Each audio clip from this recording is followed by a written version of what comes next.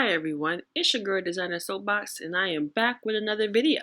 So in today's video we're going to talk about credit repair mistakes that are often used or mistakes that you may have done during credit repair or thinking of doing. I want to make this video to kind of give you some details about some mistakes that are often done during credit repair and how to avoid them. So first one off the bat would be double disputing. So what that means is double disputing is when you send multiple rounds of letters to the credit bureau all in 1 month, right? So if you're in a process of credit repair, whether you're doing it by yourself or with a credit repair agency, sometimes people can get a little bit impatient and you may want to do your rounds of letters yourself, or you may, apply pressure to the credit repair agency to send more letters, which isn't such a good idea, okay? So how to avoid this, because double disputing will basically mess up your current disputing process and it could be delayed in your results, or the process cannot be handled. And sometimes credit bureaus will often send you another response trying to verify information because you have sent too many. They will send you a standard letter in the mail to kind of do like a stall tactic. So you just want to 1 round of letters per round, okay? Do not send multiple disputes in 1 round of disputes to the credit bureaus, and wait for the credit bureau to respond within 30 to 45 days. So by law, credit bureaus have at least 30 days to respond, and depending on your state laws, they have up to 45 days. So just check your state laws to see how long they have to respond. Then if they have not responded, then you can follow up with any type of letter that you may be using to basically dispute what's on your credit report. So I hope that helps. This is a major one. I have gotten a lot of people asking me about this, and I know it could be definitely hard to not do. So applying for new credit cards or new credit during credit repair. So my advice is to refrain from applying for multiple credit cards or loans during credit repair. Okay, and the reason why is because if you're going through credit repair, there's going to be a number of things that may be getting knocked off your credit report without you even knowing, and there may be some stuff on there that can hinder you from getting approved while applying for these credit cards or loans. So it can hinder your chances of being approved, and also can hinder your score if you're applying for multiple credit cards during credit repair. And you likely don't want to do that. It's going to go into your points getting decreased. It's going to have more chances of you being denied. And also, if you have more than 4 or more new credit cards within the 6 months, it can raise red flags to lenders, and they'll just deny you based off your recent inquiries or your recent accounts that you opened, because it basically puts you at a higher risk for you to have more than 4 or more new recent credit cards within 6 months, okay? It's kind of like a high risk. So you want to limit yourself to trying to apply for new credit during credit repair. Just wait till those things fall off, then start applying. I know, you could be in a rush of things, but it's a process, guys. It's a process. So yeah, wait until the negative items are removed, then start building your credit, which is the safer way so that nothing gets in the way and that you are able to likely get approved for what you want to get approved for, and try not to take any shortcuts, okay? So this is major, which I highly, highly, highly, highly recommend you not do. Co-signing during credit repair, even co-signing at all. Do not co-sign for anybody during credit repair or at all. Co-signing is a no-no. Now, I'm going to go into basically what is co-signing. So what is co-signing? It basically is if a person asks you to co-sign for them, they're asking you to be the second responsible person of their either credit, loan, whatever they're co-signing for, whether it's an apartment, a loan, a car, whatever that they ask you to co-sign, you are going to be the second person responsible in case the primary owner or the primary person that's receiving that credit or loan or whatever cannot, be responsible for the debt. So if they can't pay, you must pay. Okay, so that's basically what co-signing is. And usually 9 times out of 10, it's the friends that don't have the good credit, the friends that don't pay their bills on time. 9 times out of 10, it's basically them, right? So it can usually go bad for a lot of people. It can turn to bad debt quickly because once you co-sign, they got what they needed and they're not paying it. They're not paying the payments back, and it falls into your lap. So you become responsible for the debt if the primary owner does not pay. And this is horrible. You will have to go through credit repair process again if you're trying to get this debt removed. It would be a hassle to get the negative items removed, or you would have to pay the balance yourself in full likely, or have to settle because that person did not pay the debt. You're also responsible. So you can't get away from this. It's going to show up on your report. It's going to show up as an open account. It's going to show up as a bad debt if it does go bad, as a collection or charge of whatever it may go through. It's going to show up on your account as well. So if the account goes bad, it can report on your account at the worst time for you. So usually, if you're going through credit repair and you got all your negative stuff off, then say for instance you're going through credit repair to buy a home or get an apartment or buy a car, before you close, you remember you co-signed for that friend back in the day, and now that collection or that account has popped up on your account and you have to go through credit repair process again. So it's definitely not a good idea because you never know when that account is going to pop up on your account as negative, and it could really mess up things for you in the future. So my best bet is never to co-sign. Even during credit repair, don't co-sign, and don't even co-sign at all. I don't care if it's your mother, your father, your brother, your cousin, your boyfriend, your girlfriend, your friend. Just don't do it. There's other ways to help people out, like become an authorized user to help their credit be good. You don't necessarily have to give them your card. It doesn't put you at risk like how co-signing does. So, I'm not going to blabber on anymore, but just don't do it, guys. It's not worth it. So another mistake is a lot of people don't know that when you're doing disputing process, opting online notifications could kind of mess up your disputing process, and it could waive your disputing rights, okay? So I recommend opting out of any online notifications just so that when you're disputing by mail, you get your results by mail. So whether it's a TransUnion, Experian, Equifax, sometimes they want you to opt in. Like it's kind of like a trick. So once you start disputing, they'll send you emails, hey, opt in to do online notifications. So this is a free game. This kind of basically gives the credit bureaus, because they have, like in the previous slide, I told you guys that they have about 30 days to 45 days to respond. This gives them, it kind of waives that disputing right where they don't have 30 days to 45 days to respond because they sent you something online, right?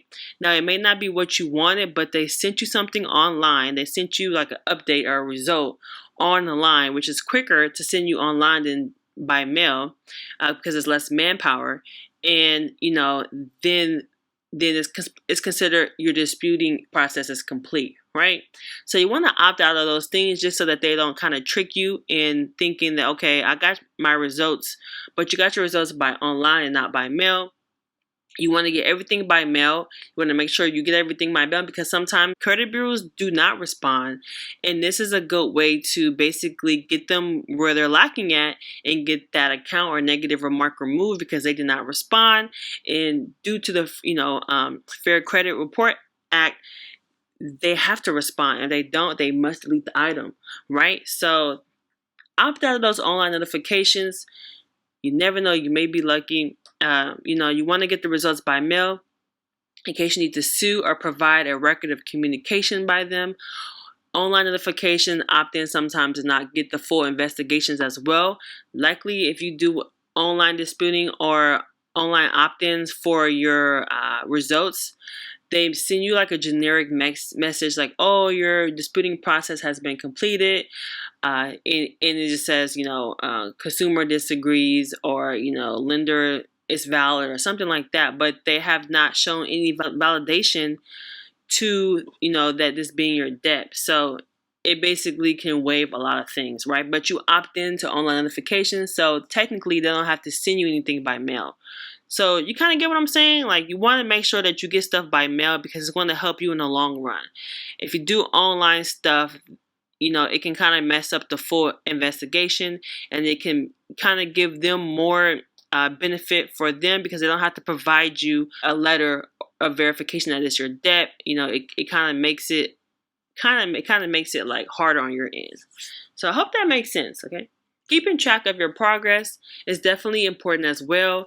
You want to keep track of your disputing progress by during credit repair. You want to make sure to keep track of each response from credit bureaus, creditors, and collection agencies. So how you do that is make sure you keep all your certified tickets until the disputing process is over. And that's by doing, once you go to USPS and send your mail, you can ask to send it certified mail.